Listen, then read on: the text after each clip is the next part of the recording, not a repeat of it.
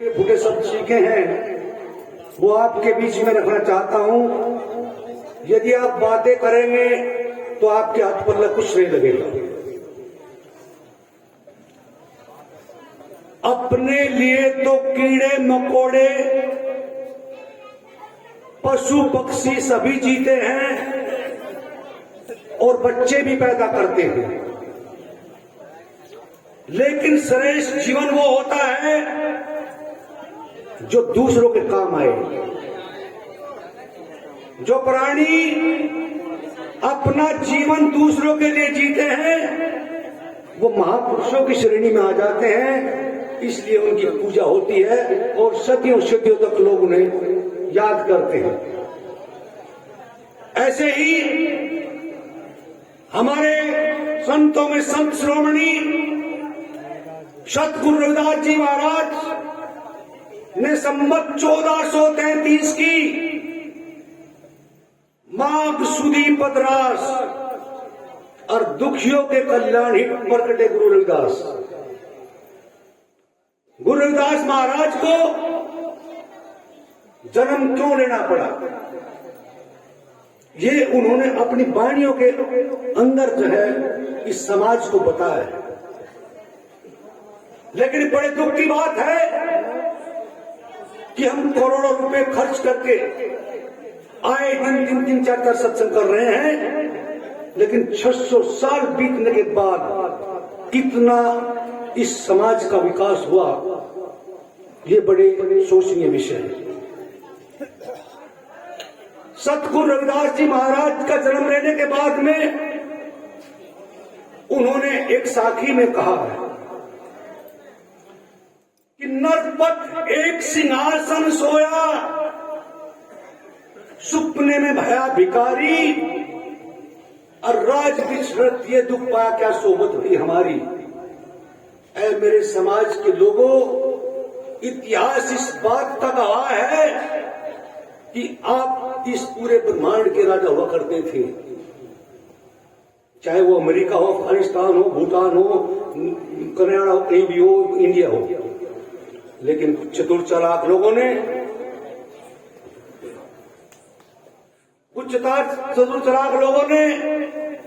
आपका शाम दाम दंड भेद और खटिया लुटिया और बिटिया के द्वारा आपका राजपाट छीन लिया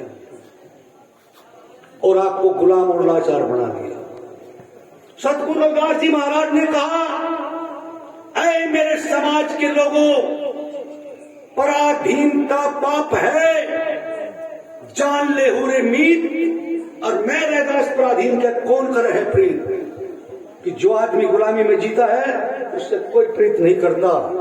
अगली साखी में गुरुदास जी महाराज ने कहा, पराधीन का दीन क्या, पराधीन में दीन, और मैं रैदास पराधीन को सभी समझे हीन। सभी हीन भावना से समझते देखते हैं उस आदमी को जो गुलाम होता है। अब उसका उपाय क्या बताया गुरु महाराज ने?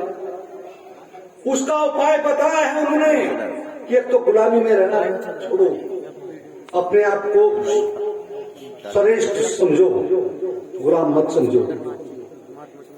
अगली बात कही गुरुदास जी महाराज ने, जो लोग ये कहते हैं कि बाबा साहब डॉक्टर अम्बेडकर ना होते तो ना हमें शिक्षा मिलती, ना हमें अधिकार मिलते, बिल्कुल गलत। 100% पूरे ब्रह्मांड के विद्वानों से चैलेंज करके कहता हूं कि अगर सतगुरु रविदास जी महाराज ना होते तो बाबा साहब अम्बेडकर भी ना होते। उसका प्रमाण मैं आपके बीच में बताऊंगा। सतगुरु रविदास जी महाराज ने कहा, माधो अविद्या हित की विवेक दीप मलिन, कि जिस आदमी के पास में शिक्षा नहीं होती है उसकी बुद्धि का दिया बुझ जाता है। तो वहां से बाबा साहब अम्बेडकर ने लिया, शिक्षित बनो। दूसरी साथी में गुरु सतगुरु रविदास जी महाराज ने कहा, सत्संगत मिल रही हो माधो, जैसे मधुमक्खीरा, हमारा संगठन भेड़ बकरी कुत्ती बिल्ली की तरह नहीं होना चाहिए कि कोई भी मार कर खा जाए। एक शुद्ध शहद पर छोटी सी मधुमक्खी जो शुद्ध शहद पर बैठती है, अगर एक को छेड़ोगे तो सारी की सारी चिपट जाती है। हमारा संगठन ऐसा होना चाहिए। लेकिन बड़े दुर्भाग्य की बात है कि हमने अपने महापुरुषों की बातों को नहीं माना और हम अपने दुश्मनों के बजाय आपस में लड़ना शुरू कर दिया। भाई भाई में लड़ना शुरू कर दिया, समाज के लोगों में आपस में लड़ना शुरू कर दिया। क्या हमने गुरु महाराज की बात माना? वहां से बाबा साहब अम्बेडकर ने लिया संगठित रहो। अगली साखी में कहा गुरु महाराज ने कि जो है रविदास वो सूरा भला जो लड़े धर्म के हेत और पुरजा पुरजा हो रहता उन्हें छोड़े खेत। वहां से बाबा साहब अम्बेडकर ने लिया संघर्ष करो। बहुत से लोग कहेंगे इस बात का हम साक्ष्य कैसे मान ले? मैं चैलेंज करता हूं लोगों को जो उंगली उठाएंगे बात पर कि जिस समय बाबा साहब अम्बेडकर कोलंबिया यूनिवर्सिटी में पढ़ रहे थे और उन्होंने अपनी पहली किताब लिखी और झूठ कौन और कैसे, उसको सतगुरु रविदास जी के चरणों में समर्पित किया। ये उस बात का पूरा प्रमाण है, आप कहीं भी देख सकते हैं। अगली साखी में गुरु रविदास जी महाराज ने कहा कि रविदास सुखकर इस मुल्क में सुखकर है दो ठाव, या तो सुख स्वराज में या मरघट गांव, या तो अपनी राज सत्ता बना लो और नहीं तो मरघट में जाके सो जाओ। इस जमीन को बोझ है, बोझ मारने का कोई फायदा नहीं है। अगली साखी में गुरु रविदास जी महाराज ने कहा कि ऐसा चाहूं राज में जहां मिले सबन को अन्न, छोट बड़ो संबस है। ये गुरु महाराज ने कहा है उसमें कि उसके बावजूद आडंबरों का भी खंडन किया है। जो लोग कहते हैं सतगुरु रविदास जी महाराज ने इस ब्राह्मणवादी व्यवस्था का समर्थन किया, मैं दावे के साथ कह सकता हूं। उनकी साखी बता रही है कि क्यों जाऊं मैं काशी द्वारका और क्यों करूं मथुरावास, साहब मेरा मुझ में है क्यों करूं बाहर तलाश। ये बात सतगुरु रविदास जी महाराज ने कही, मैंने नहीं कही। एक राम दशरथ का बेटा और एक राम घट में लेता, एक राम का सकल पसारा और मेरा राम सबसे न्यारा। पहले भज लिया तम राम को, फिर परमात्मा पावेगा। वो चीजें सतगुरु दास जी बता के चले गए। और जो संत समाज बैठा है उनके लिए भी अपनी गायत्री मंत्र में भी और दूसरी उसमें भी कहा है कि सांसों की कर सुमरनी कर अल्पा का जाप, नासिका से नाभि तक और परम तत्व को ध्यान देकर स्वयं आप हो आप। ये हमारे महापुरुष कहकर चले गए। वही संत कबीर साहब ने भी कहा कस्तूरी कुंडली बसे मरद ढूंढे है वन माही, और ऐसे ही घट घट राम है दुनिया देखे नहीं। कस्तूरी के सुगंध में वन वन में ढूंढता फिरता है। जो तिल माही तेल है चूचकमक में आगी, और तेरा साई तुझ में जाग सके तो जागी। ये बात जो है कबीर साहब ने भी कही है, ईसा संत महाराज ने भी कही है, अन्य संतों महापुरुषों ने भी कही है। अगली साखी में उन्होंने कहा, जब रामचरितमानस लिख दिया तुलसीदास ने और उन्होंने कहा पूज्य विपर सकल गुणहीना और पूज्य न शूद्र ज्ञान परवीना। एक गया गुजरा ब्राह्मण, वो कितना भी वो है लेकिन वो फिर भी दादा पांव लोग पूजना के लायक है। लेकिन भैया गुरु रविदास ने क्या कहा, रविदास ब्राह्मण मत पूजिए जो होवे गुणहीन और पूजिए चंड चंडाल के जो प्रवीण। हमारे गुरु महाराज तो हर कदम कदम पर हमें बताते चले गए। उसके बाद में वेदों, 4 वेद को कहते, 4 वेद में बहुत बड़ी बात लिखी, भगवान के लिखे हुए हैं। गुरु रविदास जी ने कहा चारों वेद किया खंडोती तंत्र रविदास करे दंडोती। चारों वेद में क्या है, 4 वर्ण, और जब तक वर्ण व्यवस्था रहेगी तो जातिवाद रहेगा, जातिवाद रहेगा तो ऊंच नीच छुआछूत रहेगी। इसलिए अपनी गुरु महाराज की बात को मानो जो उन्होंने कहा है। अब थोड़ा सा मैं जो है समय चाहूंगा, समय थोड़ा सा ज्यादा लग जाएगा, लेकिन बाबा साहब पे भी थोड़ा सा बोलूंगा मैं जो है।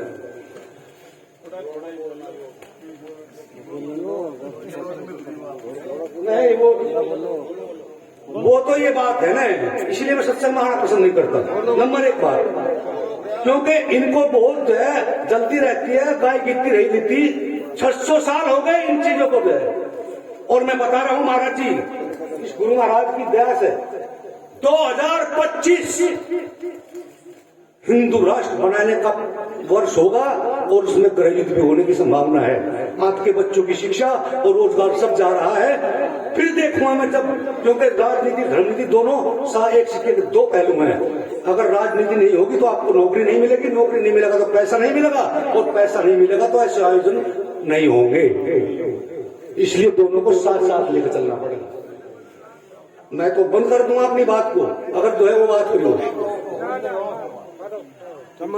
जिस समय 1931-32 के अंदर इस देश की आजादी की बात चल रही थी, और उधर गांधी जी और एक तरफ बाबा साहब अम्बेडकर, वो जो है कह रहे थे बाबा साहब अम्बेडकर की जो है 32 करोड़ की आबादी में ये दुर्भाग्य देखिए माताओं बहनों, हिंदू संस्कृति के मुताबिक 33 करोड़ देवी देवता आपके ऊपर थोप दिए, लेकिन 1947 से पहले इस देश की आबादी कुल 32 करोड़ थी। एक आदमी के बांटे एक भगवान आता और सब घरों में खुशहाली मिलती, लेकिन यहाँ तो उस समय 6 करोड़ दलितों को मरे कमास करने के लिए मजबूर कर दिया गया था। तालाब में पानी नहीं पी सकते थे, इतनी छुआछूत थी। गुरु रविदास जी महाराज को सत्संग की जरूरत इन महापुरुषों को क्यों पड़ी? पहले तो हमें जानना सत्संग क्या चीज है। सत्संग सत्य की संगति जहां हो वही सत्संग है। लेकिन जरूरत क्यों पड़ी? जिस समय राजपाट छीन लिया उसके बावजूद जो है हमारा सब कुछ चला गया, तो हमें सुबह 10 बजे से पहले रास्तों पर चलने की मनाही थी, शाम को 4 बजे के बाद रास्तों पर चलने की मनाही थी, क्योंकि उस समय छाया लंबी हो जाती है और छाया से भी लोग नफरत करते थे। इसलिए हमारे महापुरुषों ने सत्संग का आयोजन रात्रि में शुरू कर दिया। और रात्रि में सत्संग का मतलब ये था, जिस समय बाजीगर जो है डुगडुगी बजा के इकट्ठा करता है, ये ढोलक मजीरे हम इसलिए बजाते थे कि सत्संग शुरू हो गया, चलो वहां महापुरुष की बात सुनेंगे। ये सत्संग का आयोजन था। बाबा साहब अम्बेडकर ने कहा नहीं, पहले 6 करोड़ दलित भाइयों को जो है आपको जो है आजाद करना होगा, जो अपने देश में गुलाम है। उसके बाद अंग्रेजी प्रधानमंत्री रामजी मैकलॉड थे। 2 गोलमेज सम्मेलन हुए, और दूसरे गोलमेज सम्मेलन से पहले माता रमाबाई, हर एक व्यक्ति के पीछे एक मातृ शक्ति होती है, यानी एक औरत होती है जो उसके जो है मान सम्मान को बढ़ाती है। ऐसी रमाबाई की बाबा साहब की जो है धर्मपत्नी। उसके बावजूद उन्होंने क्या किया, उधर उनके 3 बच्चे बगैर दवाई के बगैर पानी के मर गए। यशवंत राव को 5 बच्चे थे, यशवंत राव, इंदू, रमेश, राजरतन और गंगाधर। 3 बच्चे मर गए, चौथा राजरतन सबसे छोटा बच्चा था। और उधर बाबा साहब अम्बेडकर को जो है लंदन में गोलमेज सम्मेलन में जाना था। बाबा साहब मीटिंग ले रहे थे, तो उन्होंने कहा कि बाबा साहब आपको बुलाया है। बाबा साहब घर गए तो देखा सब बैठे हुए थे अड़ोसी पड़ोसी। तो बाबा साहब एकांत में जाकर रोने लगे कि मैं कितना बदनसीब हूं, कि मैं कितना बदनसीब हूं। आज मेरा बेटा आखिरी वो भी मर चुका है, लेकिन मेरी जेब में 1 नया पैसा और 1 मीटर कपड़ा मेरे घर में नहीं है, जिससे मैं जो है अपने बच्चे को कफन दे सकूं। तो धन्य है माता रमाबाई, जो साड़ी वो माता रमाबाई की बैठी थी, उसने अपनी साड़ी से 1 मीटर कपड़ा फाड़ कर बाबा साहब को दिया कि बाबा साहब हमारे साथ तो जो कुछ हुआ, लेकिन मेरे समाज के करोड़ों बच्चों का भविष्य आज अंधकार में हो जाएगा अगर आप मीटिंग में लंदन नहीं गए। तो उस माता रमाबाई ने अपना 1 मीटर कपड़ा फाड़ कर उनको दे दिया। और उस समय ये जो है सब चीज जो अधिकार आज अपनी माता बहनों से कहना चाहता हूँ कि ये जो सारी की सारी बातें हैं, जब मीराबाई कमालनी जानी योगवती गुरु रविदास जी की भक्ति करके उनकी बात को मानकर पार हो सकती है, तो आप क्यों हो सकते? आप इसलिए हो सकते हैं कि जब आप 33 करोड़ देवी देवताओं के चक्कर पर मुनवादी आडंबर को त्यागे। क्योंकि उसके बाद जो बात आगे कही है, मैं शॉर्ट करता हूं अपनी बात को, क्योंकि जो है कहने को तो बहुत कुछ बात है, लेकिन जो है असली बात यह है कि सत्संग करने का अगर जो है हमें फायदा होगा, जब तक हम अपने महापुरुषों की बातों को सुनकर, गुनकर अपने अंदर प्रैक्टिकल से नहीं जिएंगे तब तक कितने सत्संग कर लो कोई फायदा होने वाला नहीं है। और लास्ट में 2 लाइन कह के अपनी बात बंद करता हूं कि मरे होते हैं वो लोग जो जिंदा रहकर भी जुल्म सहते हैं, भुलाकर बाप अपने को दूसरों को बाप कहते हैं। जब तक दूसरों को बाप कहते फिरोगे आपका भला होने वाला नहीं है। जय गुरुदास।